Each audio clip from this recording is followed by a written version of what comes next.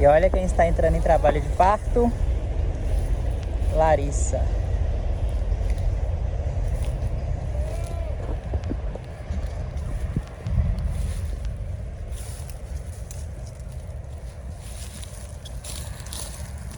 Ainda bem que eu vim monitorar aqui no meio do mato.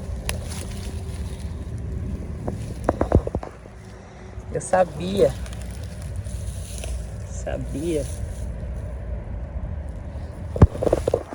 que ela estava parindo. Deus é bom demais.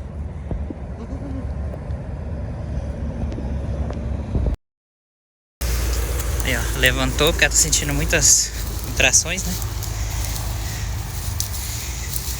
E é isso, vamos acompanhar aqui. Vocês vão acompanhar aí esse vídeo no canal do YouTuber, junto com o nascimento da aprendizadora, que é da Márcia Felipe. E é isso.